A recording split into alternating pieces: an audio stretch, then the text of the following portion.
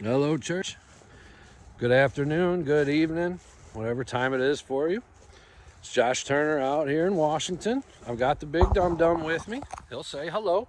You want to say hello? Hello. Oh, that's a good boy. All right. So today I thought about this, and I had a couple dogs come into work scared. They were coming in for grooming, and so this kind of prompted my spirit to think about this. So I guess the title of this one is Surrender to the Process. Now, when dogs come into my daycare, we also do grooming there.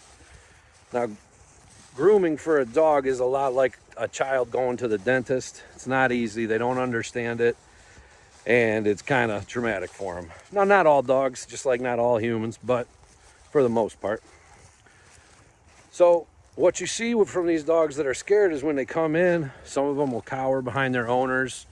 Some of them will just start to shake when they get in the car, just going to the groomer. Some of them throw up. Some of them do all kinds of stuff, right? What they do isn't what I want to talk about. What I want to talk about is why they do it. So the reason why they shake, and the reason why they cower, and the reason why they act terrified is not because they know what's coming.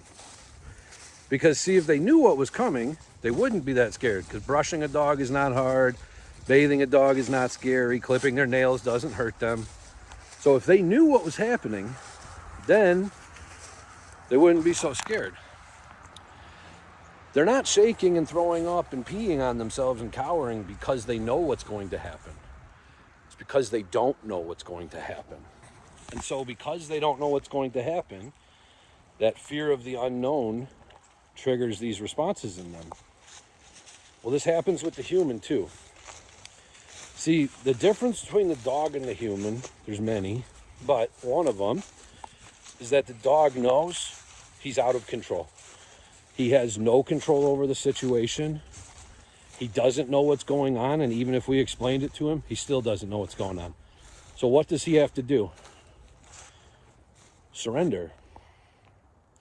He has to just surrender to the process and know that his owner would not put him in a position where he was just going to get hurt over and over again.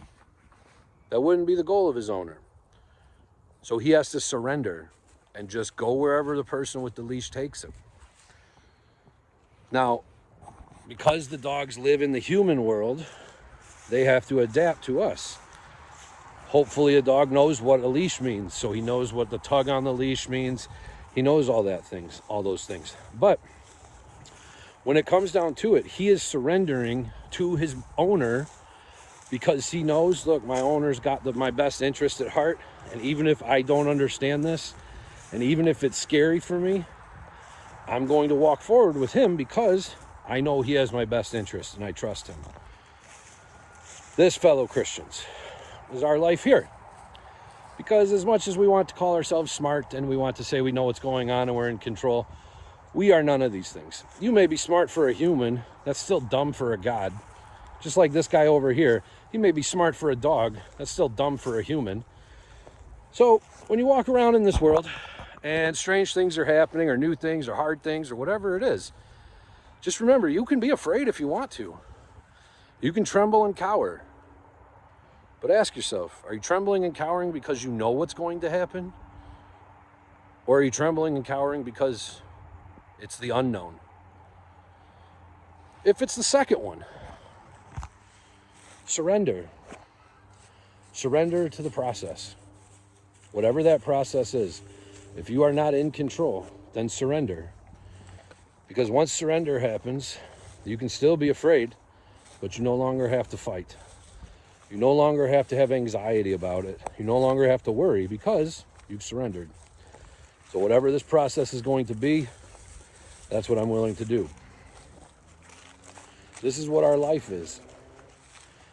You are out of control. When I say you, I mean myself. You are out of control. You're kind of stupid. And you weren't born with all the tools to do this. Nor will you ever be able to collect them in time. So what do? Surrender. Surrender to a master.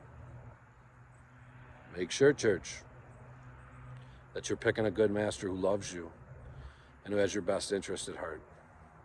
Luckily for a lot of us, we've chosen our King Jesus. If you haven't chosen him and you're wondering why your master doesn't look great, it's probably because it's not Jesus. So as you go along in this life, just remember, there are certain things you're in control of, certain things you're not, most things you're not. So surrender to the process and realize that if during the process you can treat everyone with love, kindness, respect, caring, then it doesn't matter what process you're going through, and it doesn't matter if you're scared. The idea is that no matter the process and no matter the fear, we will act like our King wants us to act.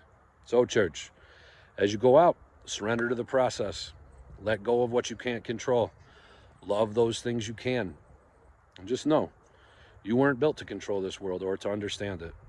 That's why he's with us and we're with him.